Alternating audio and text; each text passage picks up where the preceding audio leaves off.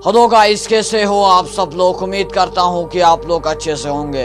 आजकल जो कि रशिया और यूक्रेन में बहुत सारे कन्फ्लिक्ट चल रहे हैं उन दोनों के बीच, तो हम इसी के बारे में बात करेंगे। तो इंडिया का इसमें क्या इम्पैक्ट है, इंडिया के क्या बेनिफिट्स हैं और इंडिया ने किसके साइड ली है। तो वीडियो में बने रहें और अपने दोस्तों को भी शेयर करें, क्योंकि क्या पता उससे उनको भी थोड़ा बेनिफिट मिले। कुछ लोग सोचते होंगे कि यार हाँ, यूक्रेन तो 4000 किलोमीटर दूर है, लेकिन इंडिया पे इसका इम्पैक्ट क्या पड़ेगा। लेकिन नहीं मेरे दोस्त, क्योंकि इंडिया भी बहुत सारे चीज़ें यूक्रेन में इंपोर्ट करता है।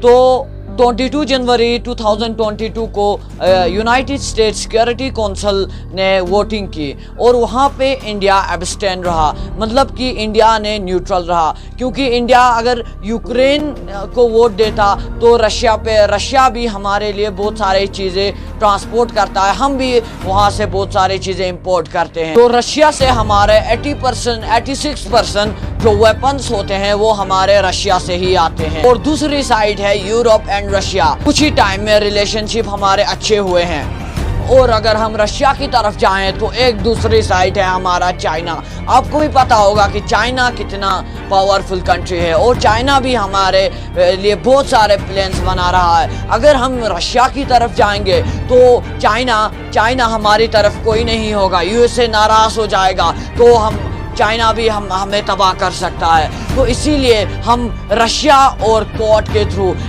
बहुत सारे स्ट्रेटजीज बना रहे हैं। और आपको मैं बता दूं कि इंडियन ओशन में जो इंडिया एक इम्पॉर्टेंट रोल प्ले करता है ट्रेड सेक्शन, तो इससे हमें पता चलता है कि हम अगर रशिया की तरफ जाएं तो भी फायदा नहीं है, अगर हम यूएसए की तरफ जाएं तो भी हमें बेनिफिट नहीं है। और एक कोटेशन में आपको कह देता हूं कि there is a no winner in a war.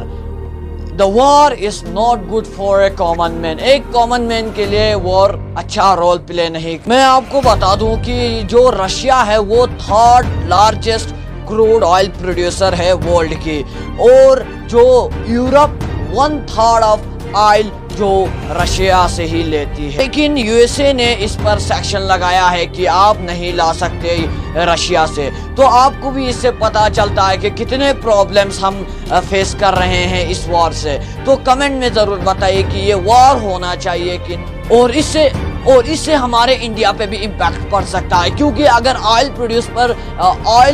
पे अगर सेक्शन लगा देंगे तो हमारे जो ऑयल के जो रेट्स होंगे वो भी बढ़ जाएंगे, और उसके साथ साथ जो इंटरनेशनल फ्लाइट्स हैं वो भी एक्सपेंसिव हो चुके हैं 25 से 30% तक।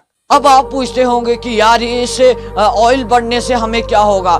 मेरे दोस्त, ऑयल बढ़ने से हमारे इंपोर्ट बिल्स पे इफेक्ट पड़ेगा, हमारे पॉकेट्स पे इम्पैक्ट पड़ेगा, फ्यूल प्राइस बढ़ेंगे, इन्फ्लेमेशन बढ़ेगा, और उसके साथ जो ट्रांसपोर्ट इंडस्ट्री है वो भी, उनके भी दाम बढ़ जाएंगे। मैं आपको बता दूं कि हमारे इंडिया में जब इलेक्शन होते हैं तो जो फ्यूल के प्राइस होते हैं वो कम होते हैं, और जो हमारा इंडिया रशिया से 2.5 बिलियन ऑयल्स एंड मिनरल्स लाता है। और मैं आपको बता दूं कि जो 832 मिलियन जो हमारा इंडिया रशिया से जो प्रीशियस स्टोन्स और अदर थिंग लाता, और 609 जो फर्टिलाइजर लाता है। अब बात तो सही है कि जब ये यूएसए इस पे सेक्शन लगाएगा तो हमारे जो ये सब रुक जाएंगे। तो आप भी देख सकते हो कि इंडिया पे कितना इम्पैक्ट पड़ सकता है। ये तो हमने की रशिया की बात की, हम रशिया से क्या लाते हैं। अब हम करते हैं यूक्रेन की बात।